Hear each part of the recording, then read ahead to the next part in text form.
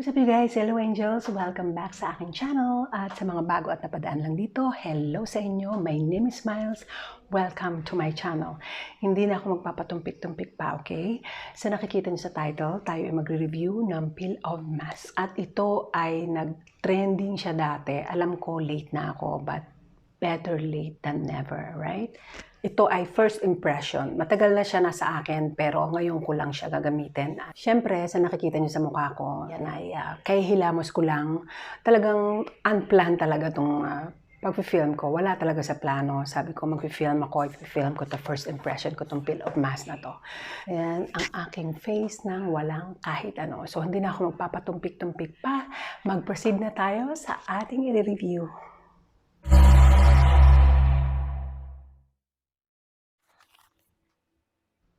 Nag-trending to, di ba, angels?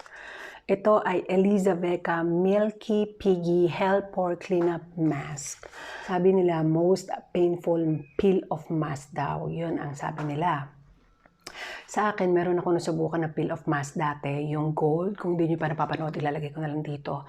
Yung gold peel of mask, sobrang painful yun. Yun ang pinaka worst. I mean, hindi worst, pero pinaka-painful sa lahat ng mask I have tried. Proceed na tayo sa kanyang box. Ang nakalagay dyan, ELIZAVECCA Milky Piggy Hell Pore Clean Up Mask. Tapos, ang cute-cute ng baboy dyan, no? Oink-oink. Diba? May mga baboy dyan na parang nose strip ba yan?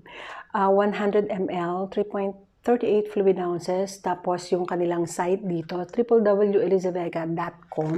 Gilid niya, meron siyang made in Korea. Tapos meron siya ditong English, ingredients, cautions, expiration date, manufacturing date, blah blah blah blah blah dito sa gilid.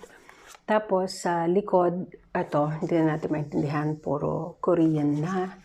Tapos sa gilid ulit, meron siya nakalagay na legit daw itong ELIZAVECCA na to. ELIZAVECCA original na nakalagay. Yep. Malalaman mo naman pagka iniskan mo to. Pagka iniskan mo yan, papupuntahin ka dun sa site. Ibig sabihin original yung product. 12 months after opening. Tapos meron siya ditong ELIZAVECCA nakalagay. Okay? At pagbukas mo, merong ELIZAVECCA dyan.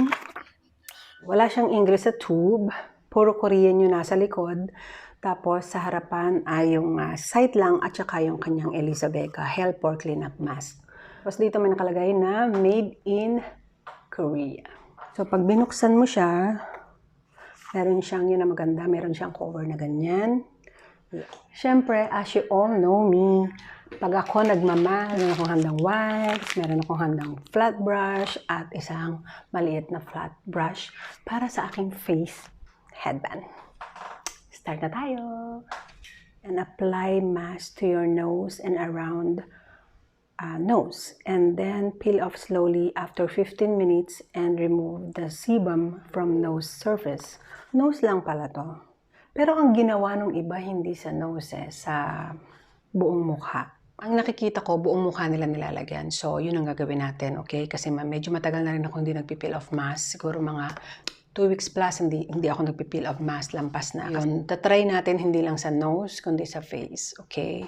So, most painful mask, okay? Tingnan natin, try natin. Suotin na natin ang ating headband.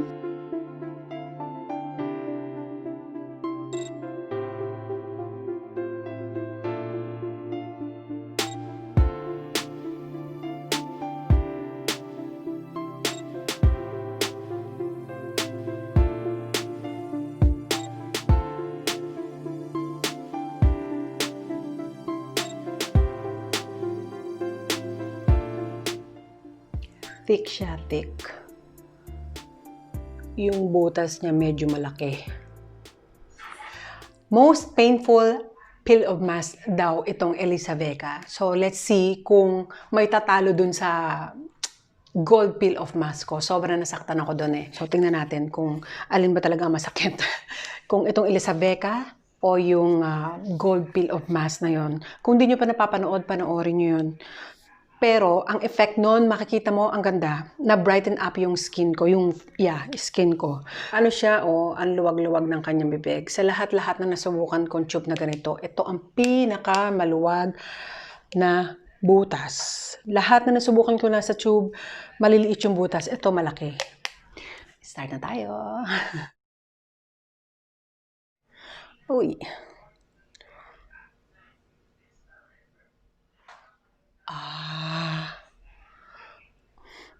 Antik niya. Ganda.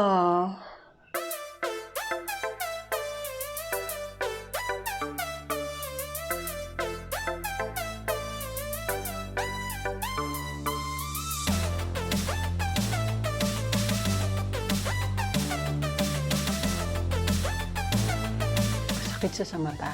Actually, lahat naman ng peel of mask kanon. Medyo yung parang pagka nilagay mo sa mukha, parang may singaw siya sa mata. So, masakit siya sa mata.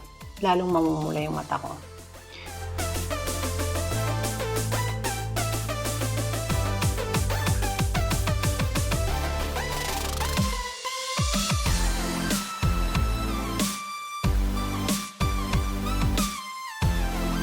Kapalan natin. Kasi ang sabi nila, pagka daw makapal ang peel of mask, hindi daw masyadong masakit tanggalin. Yun ang sabi. Pagka manipis daw ang inilagay mo, napakasakit daw tanggalin. Daw. Kaya kinakapalan ko. Tapos alam nyo ba, di ba sinasabi sa peel of mask, after 15 minutes, peel it off. Hindi natutupad sa akin yung 15 minutes kasi hindi siya kaagad-agad natutuyo ng 15 minutes sa akin.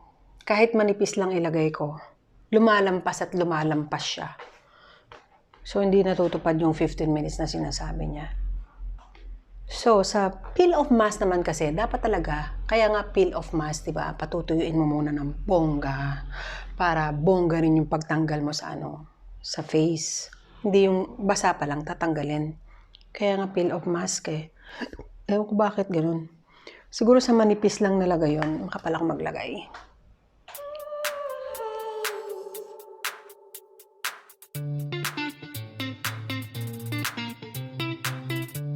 Ang peel of mask, sabi nila, once a week daw. Sa akin minsan lumalampas ng lampas pa ng 2 weeks. Hindi kasi mabuti yung lagi nagpipeel of mask.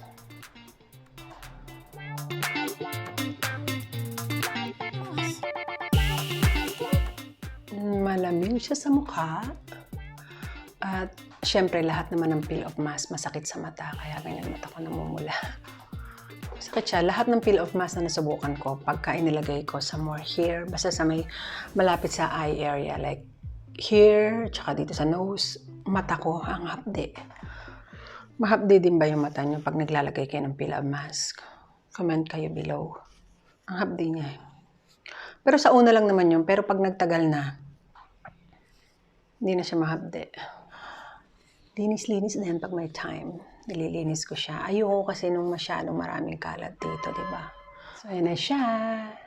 Update ko kayo kada 15 minutes or 30 minutes hanggang sa mamaya update ko kayo. See you later! 15 minutes later. Hello angels! Eto, update. After 15 minutes, medyo dry na siya dito. Nagtuyo na siya dito sa may gilid. Pero, etong sa may cheek ko at saka dito sa may temple, medyo basa pa. Okay? So, wait tayo ng another 15 minutes. 15 minutes later. Okay, less than, siguro mga 35 minutes to. More or less, mga ganun natin. I-remove na natin, okay? So, tingnan natin yung sinasabi nila na most painful peel of mask daw to. Okay, let's start. Natin, tuyo na siya, oh.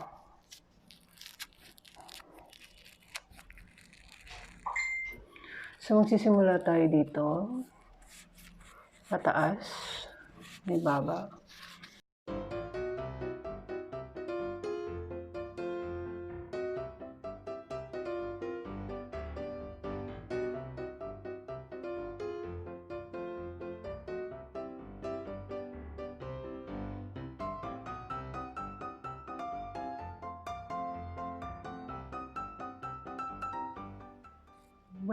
Well.